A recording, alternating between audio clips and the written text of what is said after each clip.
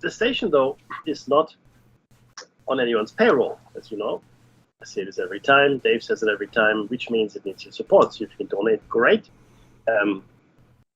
Even crypto is good. Maybe especially crypto. Who knows? But yeah, if you can donate, great. If you can't, that's okay too, because times are tough all over. So maybe you can tell someone about the radio station, about the shows, whatever you like, and maybe one of those good folk donate to the station, because that's the only thing that keeps the electrons running through the copper.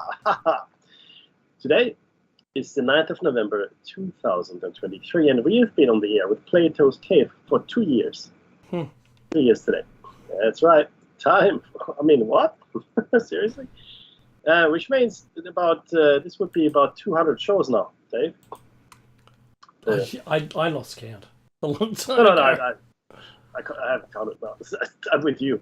Mm-hmm. But since it's two shows a week, 100 weeks. Math. Probably a little bit more than a couple hundred there. That's nice. That's nice.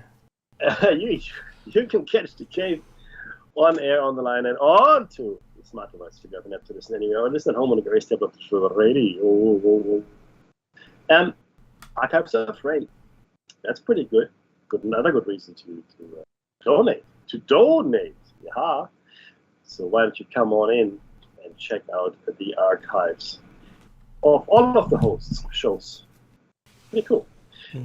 Before we start broadcasting at you in anger, as we always do, righteous anger, we would like to acknowledge the traditional custodians of the land from which we broadcast. Dave? And for me, I'm broadcasting out of Dark and Junk Country. Thank you, sir. I myself, of course, the Rock People Country, and we would like to pay our respects to elders, past, present, and future. Thank you very much. You sound well. You sound really well. You sound like you haven't sounded in some time. Did you get some kind of a baby like a lamb fetus injection or something? Pronouns? No. I truly don't know. Okay. What the cause is, but just like, was it 20th century DJs suffered all the time? Was that unbridled happiness? Unbridled happiness. Oh, unbound enthusiasm. I love it. You know what I'm saying? That's actually a quote. It's a quote from a dwarf, but I know. Yeah, it's very funny. It's the word of the day. Unbridled. I love it. I really do.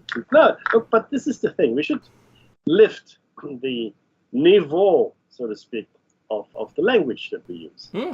And since people are listening to the show, we should strive to be more eloquent if we can. Not hoity-toity and snobbish, but once in a while throw in a word that is just like unbridled. I love it. I really do. I think it's a fantastic word.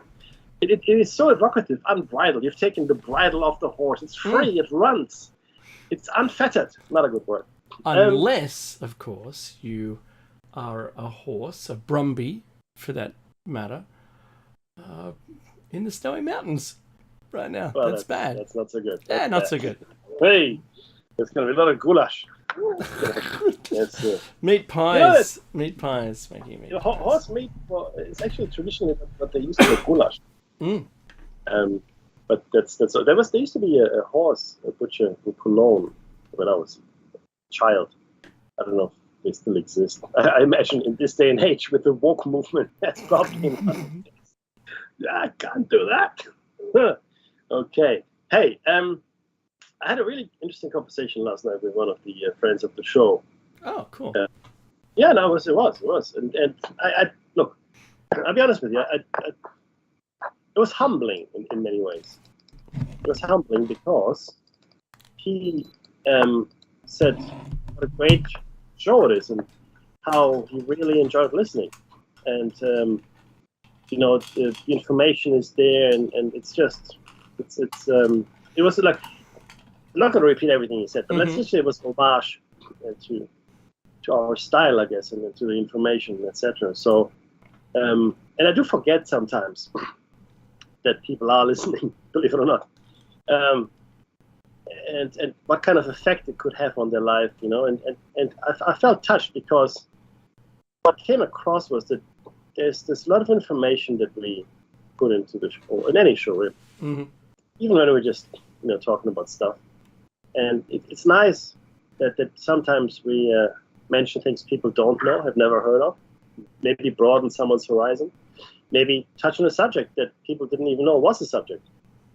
So that is, for me, that's very satisfying as we do this now for, holy moly, what's this, 23, 12 years, something like that. Sure.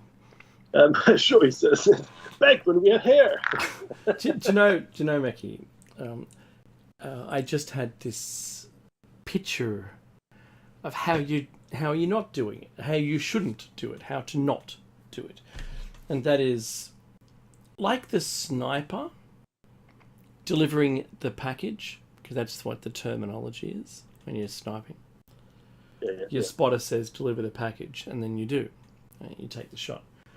The thing that I was thinking was, in that package you deliver, you don't want to deliver enough shock to unbalance a person. And when you were talking just then, I was thinking, just a little one or two little pieces of new information that can assist someone in maybe doing some more research, something they didn't think about, something they'd never thought about, or something that adds or builds. Like they're doing a jigsaw puzzle. You don't just say, spoiler alert, it's a picture of a rose, like a rose garden. No, you don't do that, right? You say, here's a petal here, here's a clump of sod, or, some grass, whatever, right? Here's the stem. You do that rather than trying to dump truck them with all the information that you've discovered in the last 5 minutes. Because that comes from the standpoint of you only just discovering it. That's for us, Meki and I have a long history in the discovery phase, and are completely aware of the onion rings that it takes to understand the topic fully. I like onion rings. Oh, deep fried. Ooh. Crumb. Oh, yeah. Mm-mm-mm. So, that, my friend, my learned, esteemed colleague. Learned, Pepsi. Learned. I'm learning. I can't help myself.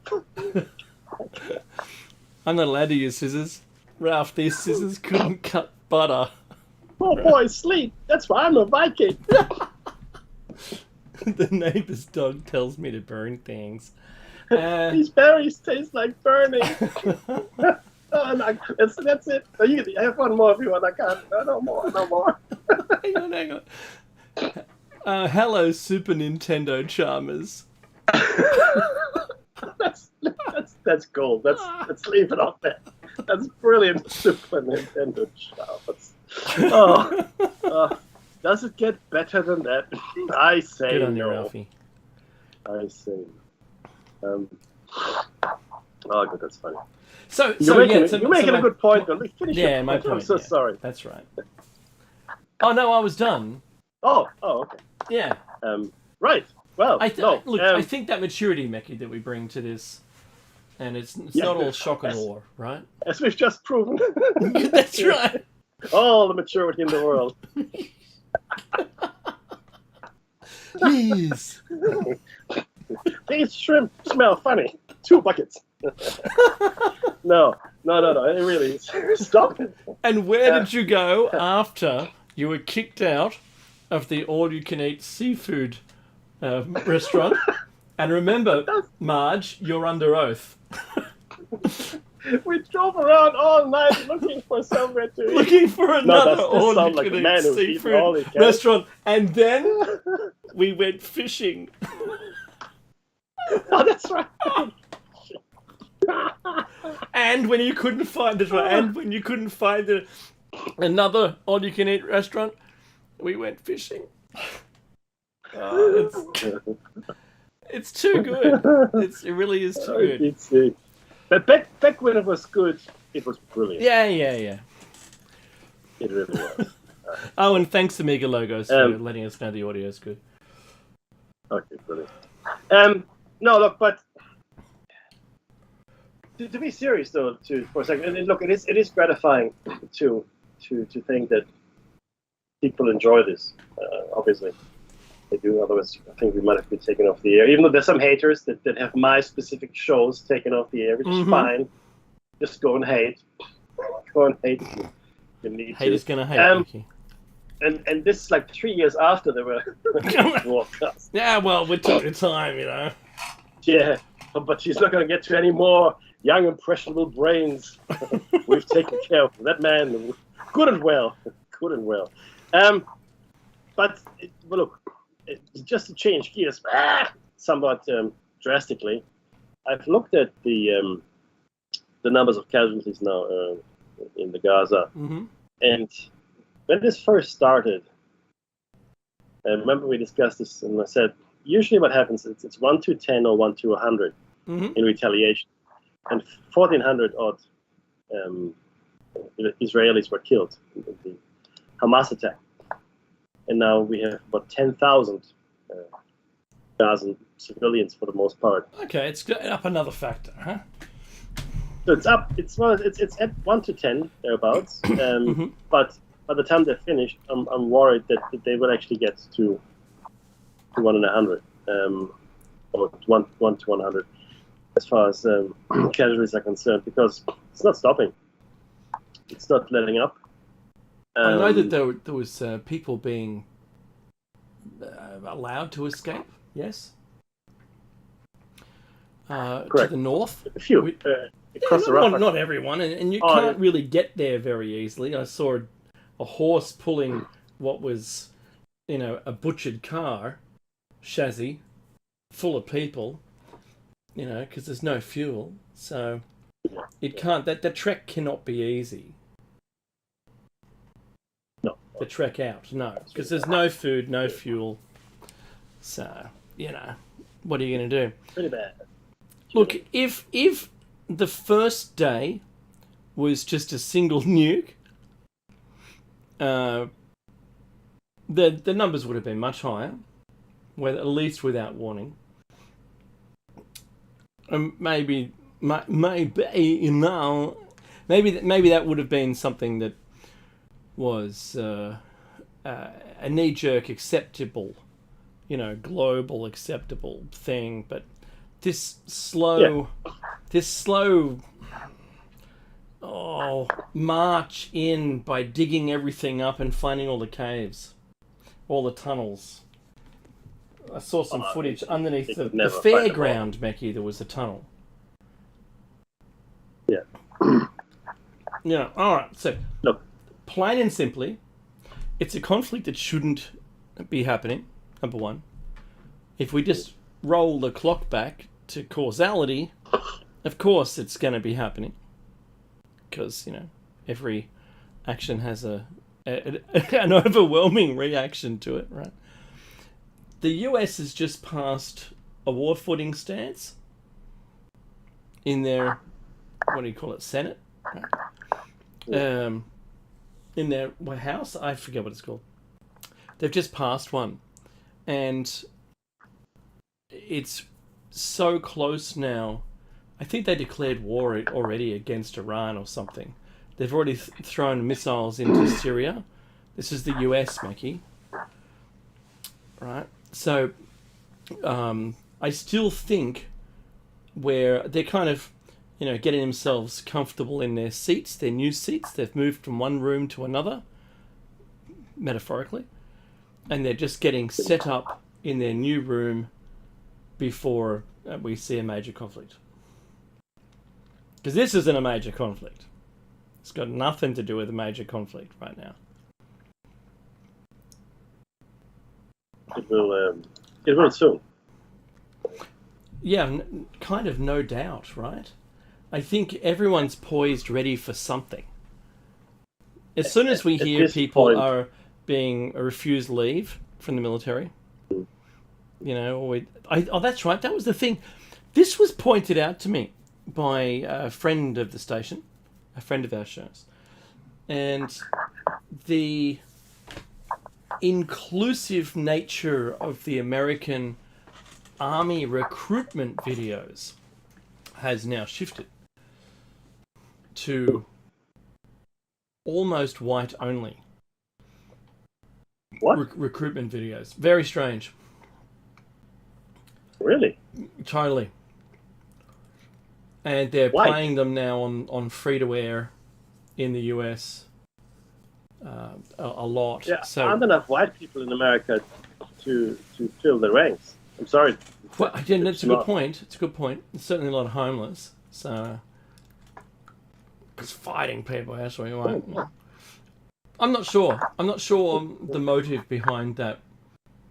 I think they really want That's weird. hardened up patriots. Is Yeah, the but style. patriotism doesn't come with it doesn't come with the color of your skin, though. You know what I mean? If No, you were no, right no, wing, no. that's a different thing. Yeah, I get you. I get you. But the other ones where you're showing not a true cross section of your population in the all inclusive ones, but there was male and female, a lot of ethnicity there. But now the advertising is based purely on white males. So, Oh. yeah, and that to me is a How about shock. that for the woke people? Yeah, I know, right? I don't think you're going to hear them complain. No, but I want to go to war. Yes. No, I Let me be don't. killed. Actually, I'm going to shut up. Yeah, let the white boy go. So yeah, so that was kind of a bit of a surprise for me, Mackie, to see that the advertising stance change.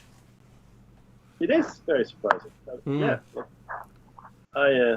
I can't think of a. Anyway, let's just follow that though. Let's just see what happens here. Let's just see how this develops. But looking at the overall situation that we have now, and everybody, virtually everybody, even in America, not necessarily politicians, but everybody else, is now saying, "You got to stop. You have to stop. This has to stop." I'm talking about the incursion into Gaza. You have to stop. You have to give a ceasefire. You have to do this. You have to do that.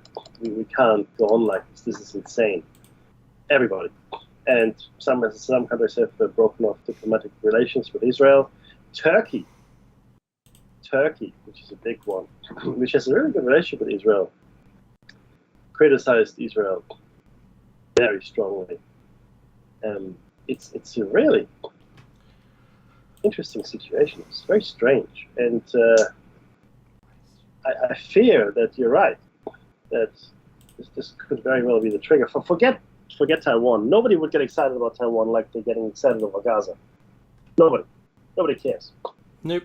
Really. I mean, if China invaded Taiwan tomorrow, you can't really. I mean, people be upset, but you can't really get viscerally excited. You don't feel like, oh man, I can really get invested here. Whereas with Israel, the Middle East, because it has been on top of mind for decades now, right? Yeah. The oil, Jerusalem, Christianity, Islam, Judaism. It's all rolled into one, and it's one underdog fighting another underdog. Everybody's fighting for their existence. You throw in oil, you throw in intrigue, you throw in dictators. You throw in a whole bunch of. I mean, you couldn't write something like this. This kind of level of intrigue. Going back all the way to the Crusades. Before that, the raising of the first temple. Mm-hmm. Before that, the enslavement of the Jewish people in the in Babylon. I mean, this is laden with history. And the thing is, we all know the history more or less. Yeah. Right? We might not really know it, but we have got a sort of an idea, because it's been part of our culture. Christmas, birthday of Jesus, where was Jesus born? In freaking Palestine. That's where he was born, in the Middle East, right? What's now Israel. Jesus was born there. Muhammad, he was there. He went there. He went to the third holiest site, the Rock, right? The Temple of the Rock. He went up to heaven. After Mecca and Medina, Jerusalem's the third holiest site for Muslims, and of course, Judaism. I mean, I don't have to tell you anything about that. That's self-evident. And it's just people keep piling on. They just pile on, pile on, pile on. The only peaceful time the region has known, I hate to say it, was under the Ottoman Empire. I mean, relatively peaceful. They were still, ruled by someone else, but there wasn't a lot happening for 600 odd years. When the Ottomans took charge, they just want to get taxes. Give me the tax. I don't care what you believe. Just pay me the taxes, man. Come on, let's go. Tax time. Yeah. A little bit like the Romans, except the Romans also wanted slaves, and taxes weren't enough. Dave, this is the Ukrainian conflict couldn't evoke this much emotion, right? Yemen is not that far from there. You just said it yourself. Yemen shot rockets to Israel, right. So they're not that far. And there's been a war going on in Yemen for years. Years. Yemen. What did Yemen ever do for you? Coffee. Oh, that's that, I guess. Apparently, that's where the coffee bean originated. Anyway, point is that this has everybody on the edge of their seat. This is one of the most highly trained, highly effective armies in the world. Okay, and what they're doing now is the worst kind of warfare you can imagine, which is urban warfare. It is the worst. It is. I mean, like I said, my grandfather told me what happened. Some of the things that happened in Breslau when he was on the Eastern Front. He was engaged in urban warfare. He goes, "No, it's awful." Right? And he was an outdoors man. He liked the woods and all that. And it's worse than Afghanistan, like the warfare in Afghanistan, even the mountainous terrain. This is worse. Fighting house to house, apartment to apartment, street to street, with tunnels thrown in, not knowing where people are, and Hamas, of course, having had time to dig in. This is like a meat grinder, Dave. Yeah, I know. Do you know what? They've all been living in their pockets for shoulder to shoulder in this region for such a long time. Right. Like you've said, never had, let's call it what we would be used to in the West, peace, right? Never, unless they were dictated to. And it's dictator-run peace, right? That it has its own special flavour of sauce, of threat of death for doing the wrong thing. Maybe that's the way it has to operate. The only, it's a far cry, Mekki, from, a lot of countries living door to door, shoulder to shoulder next to each other in Europe, having a lot of, welcome trade, resources, the least amount of resentment. I can only imagine it's kind of like a microcosm of having inmates in cells who hate on everybody. It's pretty much it. Yeah. Right? Yeah. And you've got a kingpin that keeps them all in check, right? Yeah. Yeah. Well, yeah. Yeah. But, you change any of the power dynamics, which we are now doing. And, I don't know, man. It's just ready to go up. I mean, like what you described was pretty much the Balkans as well, right? In the 90s. And people living on top of each other, maybe not quite as cramped and not a refugee, but there are hatreds going back hundreds of years. And funnily enough, mostly kept under wraps during the Ottoman times, and then under wraps when Tito was in charge, because Tito didn't tolerate any kind of uprising that was nationalistic, like Bosnian or Serb or Croat or whatever it might be. He just didn't tolerate it. It was stamped out with prejudice. But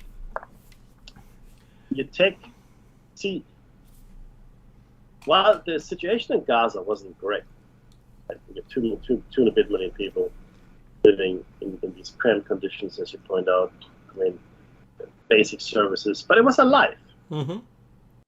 It was a life, not a great life, but it was a life, right?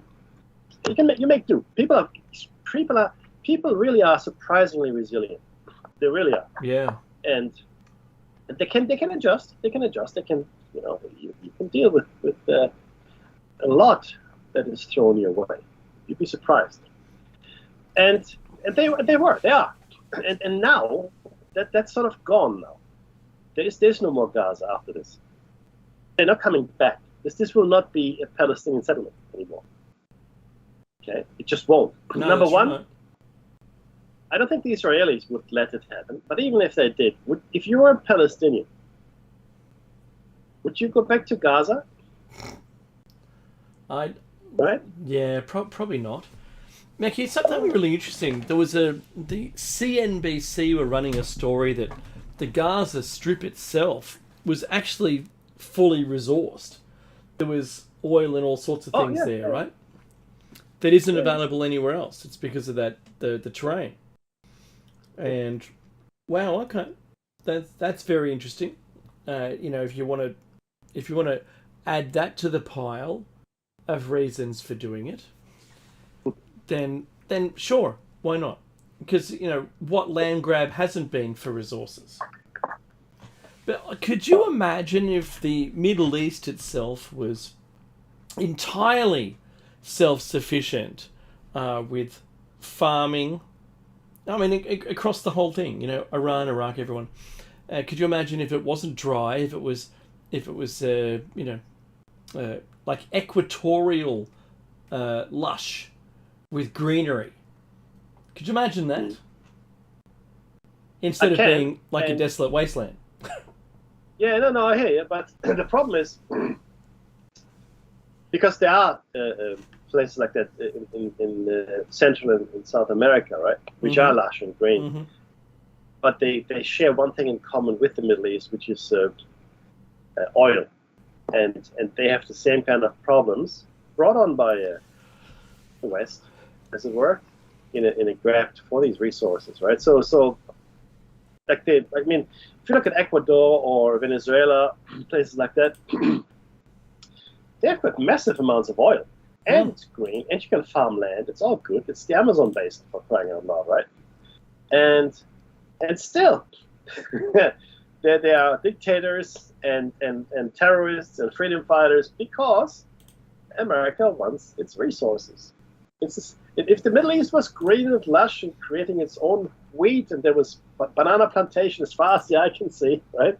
Oh. There would still be problems because America would import those problems into those countries, and it would just be the same kind of mess. Only maybe people would be better fed. Kashmir is a beautiful place. People don't realize this. The Bekaa Valley as well, where Hezbollah is operating. These are beautiful places, green, lush, fertile, right? But those are places that people want as well, Dave, right? Those are places that people will fight for. And they don't just want to be the owner of the thing that's being sold. Because the owner of the thing that's being sold is going to make a lot of money. It's maybe it's the human condition. I don't know. We have a predisposition almost, and I said this before, that there was a study done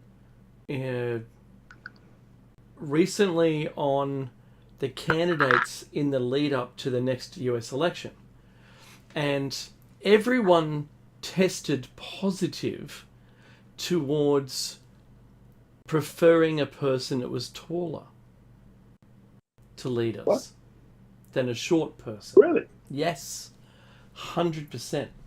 And it appears to me that we've got pre-programmed into us a few things. One, gold. We like gold. We like the look of gold. For some reason, gold is attractive to us. Very interesting. Tall is also something that we we would prefer lead us. That's so crazy. Could you imagine, No, Mackie, you're right. if that was programmed by the Anunnaki? I want to say it is highly likely that certain predilections that we experience, certain quirks that are otherwise. I mean, what is the evolutionary advantage of liking gold? None. Zero. There isn't any. You can't eat it. You can't put it on your head. Can't cook with it. It doesn't easily weave into a shirt. But fishing sinkers, Mackie, that'll do it. That'll do it. Yeah. So it is in fact odd that we have this almost magical draw pull to and really only gold, not so much silver or platinum, right? But that's actually right. Gold, the lesser elements right? there, right? Yeah. Yeah. So that's a good point. Tall. Look, you could argue that tall equates to maybe a stronger or better provider, maybe or a person that exudes authority just by their presence because they take up so much space, right? So that could be argued, but again, I'm reminded of the pictures, or the pictograms we see of from the Sumerians seals. Yep. and carvings and engravings, etc., and wall pictures, and what we see are what we think are regular people, like they're the gods with beards and quite muscular, and they're sitting or standing, whatever they're doing, and all around them are these little folk, like child stature, like 10, 11-year-old children size as to an adult. Yeah, but it seems, because we also have lions and other animals for comparison in these pictures. Yeah. The Anunnaki gods, who are depicted there as being very large compared to the other folk, are holding lions and other cats as though large cats, in the same way that we would hold our little cats. That's right. Like the cheetah, for instance. The cheetah is being held like a regular house cat for us. Yeah. And which speaks to an enormous size. Probably, look, probably 12, 13 foot humans. Yep. At least double in size to regular human beings, probably more. And we have stories of giants and giant races all over the world, and specifically in the American Northwest, these red-headed giants. In fact, people think that the Mound Builder civilization or society was a society of giants. That's right. And what we seem to hear now, I don't have any concrete evidence for this. I don't. I only have stories. Because I've never actually seen it myself. I've seen pictures. Are they real? I don't know. But there are stories that skeletons, sometimes partial, sometimes full, of giants have been found. And they were spirited away rather swiftly by the men in black, Dave? I don't know. And we've also found very large weapons, not just in America, but in China, of all places as well, large swords, large axes Japan, in Mongolia. Northern Japan. Yeah, in burial mounds. Massive. Like you and I couldn't lift it. We're not big.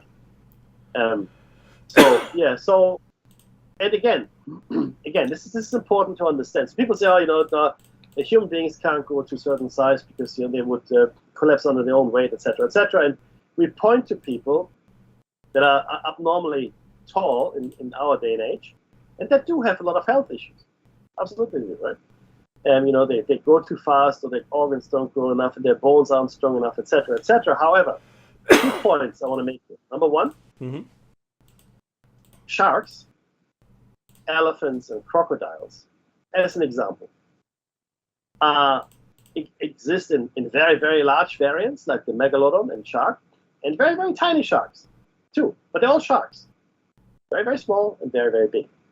Elephants. Elephants come in various sizes, including pygmy elephants. Yeah? Little tiny elephants. Again, the size of the elephant, researchers say, is due to the lack of food or scarcity of food sources, so they can shrink. And that was their size then. And crocodiles. We had, in the olden days, way back when, they were massive crocodiles, similar to the megalodon, right? That roamed at the time of the dinosaurs. Crocodiles used to be huge, and now we also have very small crocodiles. But the point is that they're okay. They're not collapsing under their own weight. Dinosaurs were pretty big. They didn't collapse under their own weight. I think what's the problem is here is that when one of us gets this tall, it is usually a malfunction of our glands. Yeah. Right? It's usually a malfunction of our hormonal balance in the body, which leads to various defects, including weaker bones or bones not growing to the strength they're needed. Whereas if you're a tall race, there's really no reason why there shouldn't be tall human beings at all. There's no reason. And I've seen very, very tall human beings, very tall, that have no problems at all. Like they're just regular people, just big, very, very big. And I felt like a dwarf, I'll be honest with you, right? And there was this convention, this is years ago in Sydney, at the Jackson St. George, that's where I was. And there was a bar downstairs. Yep. If you know Jackson, it's completely different now. It's completely different. But the point is, I went down, they had a beer, and there must have been a convention of tall people. Like sometimes people do that, right? Conventions. Because there were people down there, like probably 10, 15 people, like not disproportionate, not lanky, just a regular person, but just doubled in size. Yeah, wow. And I mean, like, these guys were at least 8 foot tall, right? Wow. When they were big. And they were tall. They were tall people, dude. I'm telling you. It was, I could, anyway, doesn't matter. The point is, they're very tall folk. And then we also know of the Star Child skull. Yep. And what we know of that is that the bone structure itself was very different to our bone structure. Still human. There was human in that child. The DNA was tested. It was a human child with other things in it, but certainly there was a good chunk of human in it, Homo sapiens. But the bone structure very different. Very, very thin, the bone, but very, very strong. More like tooth enamel interlaced with a fiber. Becky, do you remember the fiber? Yeah, fiber. Yeah, that's right. Yeah. Which was very hard to cut. And not testosterone, the other one. What's the other one, the female one? Estrogen. So when you have estrogen and bone, you end up with teeth. That's it. I know that. And I can... Not just calcium. Because he's growing them in his brain. I'm growing them everywhere. So... in his lungs, in his brain. Get some teeth, go to Dave. That's right. So, that's all good. It'll have the people wondering after I'm, they find my carcass somewhere in 1,000 years. He must have breathed them in. Rather large monkey. Yes. Had to marry the leader. He's a tooth ape. That's what we call him, a tooth ape. Sorry, I went on a tangent. So estrogen plus human bone ends up being a super strong bone, and it can be thinner. But this one was talked about directly by Lloyd Pye, and he said that it contained a fiber which was extremely difficult to cut, even with their bone saws. Oh no, it was an effort, and because they tried to they took samples. Yeah. And he showed whether like little sections of this to test it. Because he got hold of that skull completely by accident.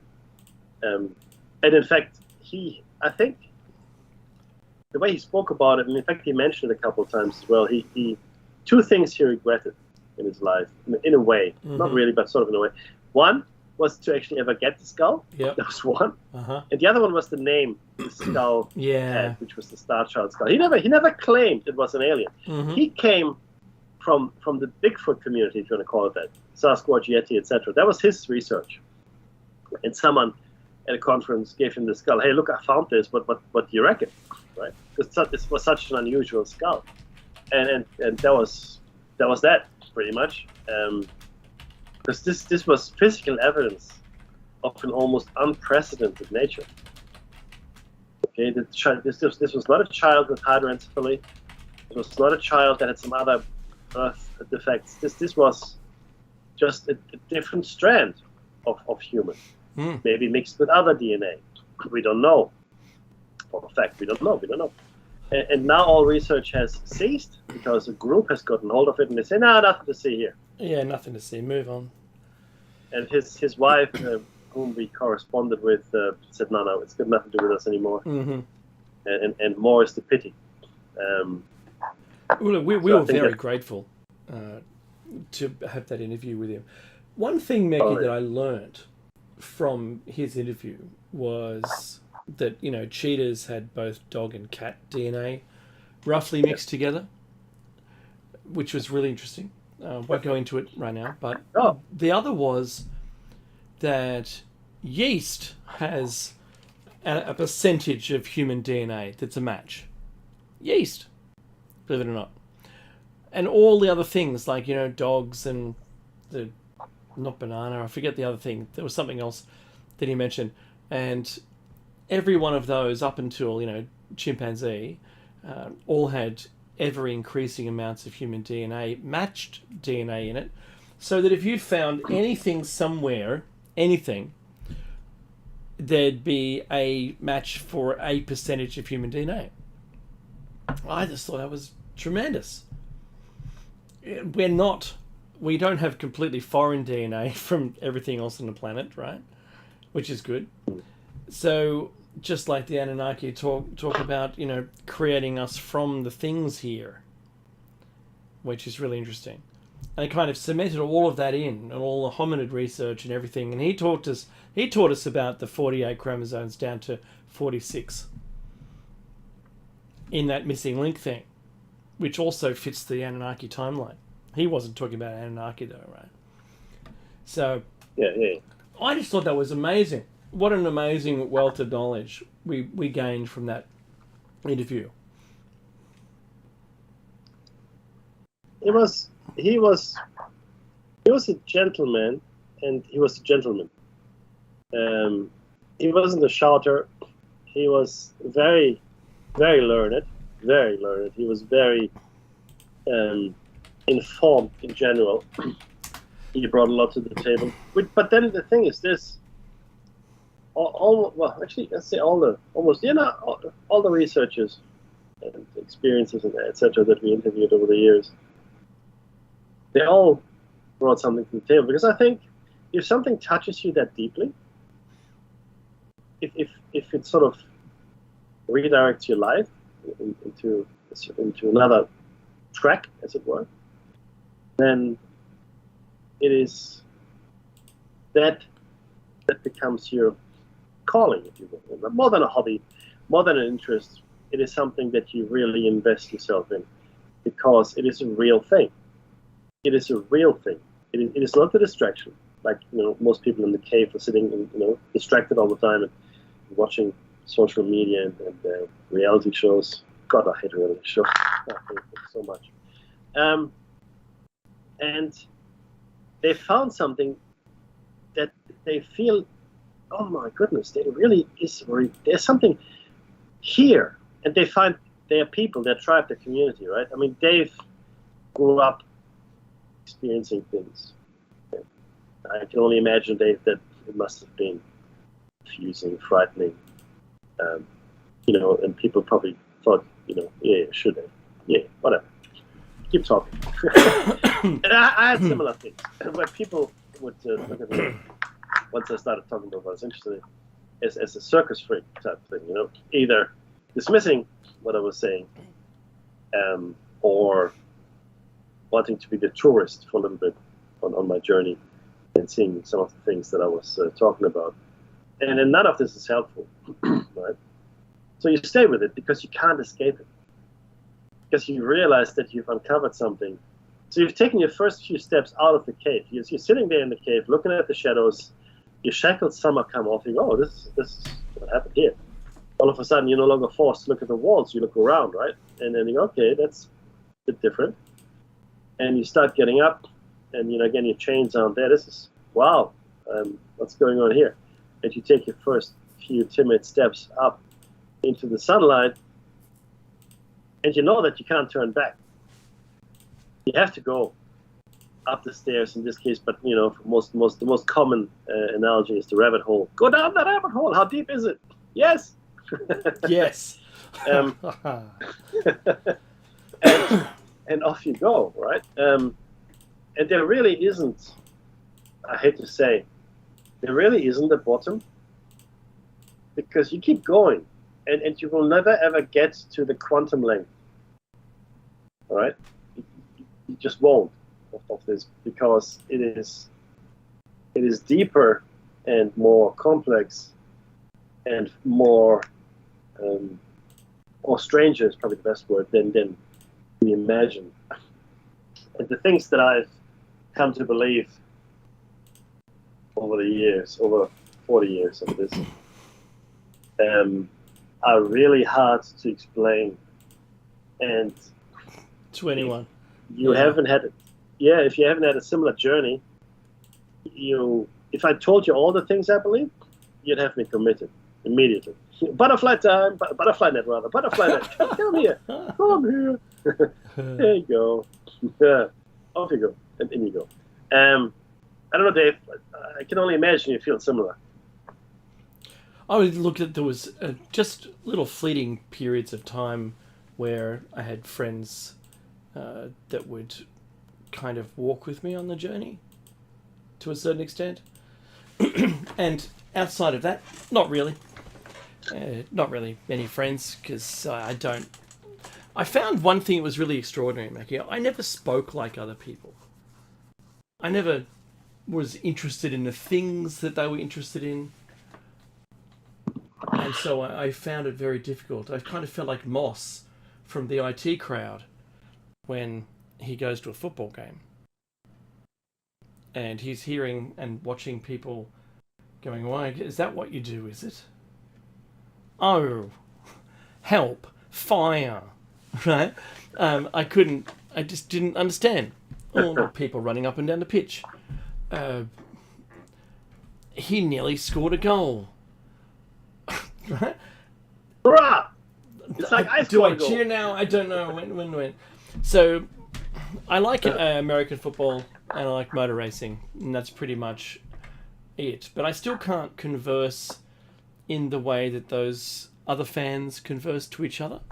It's a foreign language to me, and how anyone does that, even just idle chat, Mickey, I have a hard time with the regular people, because I'll soon dive into a rabbit hole. I can't help it. I just can't help it. I'll talk about something that is just not interesting.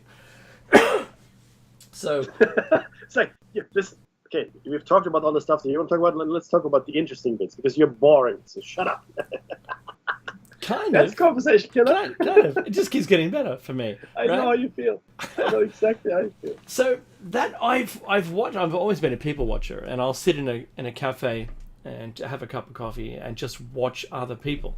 I'll guess someone's life by what they're wearing, what kind of bag they have, whether they're at the coffee shop waiting for a friend to arrive, or their time's expiring and they have to move on somewhere else, right? Because I'll look at their watch. Are they going to keep looking at their watch or looking at their phone? Are they playing on their phone, or are they communicating with someone, and they keep looking expectantly out the window to see the person they're chatting with, right? I like to observe all of that. I think that's kind of what I do. I try to guess, because if I'm not doing that, I'm thinking about the rabbit holes, right? So, I don't know. I kind of like that. I like that, you can sense a room kind of thing. I do like that as well. If I'm, if I'm giving a presentation or something, or if I'm hearing a presentation, I'm in the audience, I can hear the collective question, and then I can ask it. And it's really not for me. I don't really care, or to be honest. But I'll ask the question. Everyone goes, "Oh, yeah," because they're all thinking it. It's very strange, and that's really the big thing that I was never at school. I listened. I paid attention, but when someone's just going to point at the words in the textbook and go, "That'll be in the test," write it down. Yeah, thanks. Why? Why is that important? Tell me more about the why, the how, and the when, and I'll become engaged. But otherwise, far out. Couldn't you, Mecky? You know that thing where this meeting could have been an email? How many times in your life have you had a meeting with 15 people in it, and it just could have simply been an email and a reply? I think I'm just having meetings to have meetings now, to be honest with you. I think, and yeah, you're right. What a good use of our time to sit here. Said nobody. Unless someone takes notes, makes action points or whatever. There's minutes, right? If it has to be an important meeting, sure, right? Yeah, it's a waste of time. So it's just. So I found the more that people have meetings for meetings' sake are the ones who have the least to contribute. The more money they make. Oh yeah. Oh yeah, no, that goes without saying. So, and look, it's not a criticism at anyone in particular, right? This is just what I've learned in my career. No, I've got a lot of people in mind right now. Well, I'd be very quiet about criticism. So that's just an observation, right? And I remember being in meetings with maybe 9 or 15 people, and there was really a gross, disproportionate amount of money being spent on a question with an answer that was easily obtainable with the right email to the right person. Just insane. Honestly insane. Like, I just watch, how much are we burning? I'm looking around the room and I'm guessing, and I'm writing down, I can't help it. I'm writing down, I'm looking at everyone going, "Oh, you'd be on this much, that much, please." Well, okay, wow, that's a big number.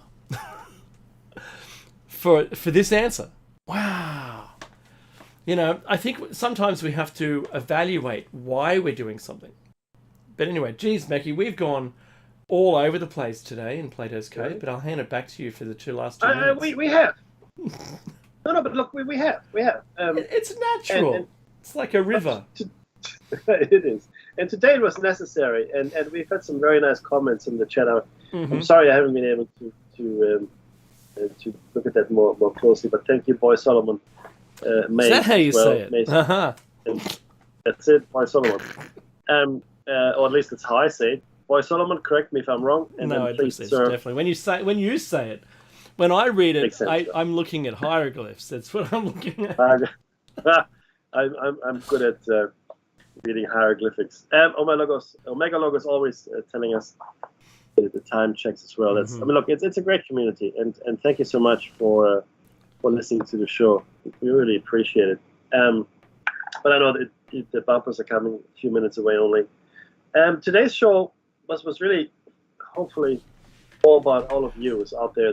And I was really thinking about all of you listening to this, and how humbled I am that you would spend an hour here, and 2 hours on Sunday, no less, with us, which is such a nice thing to have. And even though we've never met, really, I feel that if we did meet, it would be a fairly easy conversation, probably comfortable, like an old chair.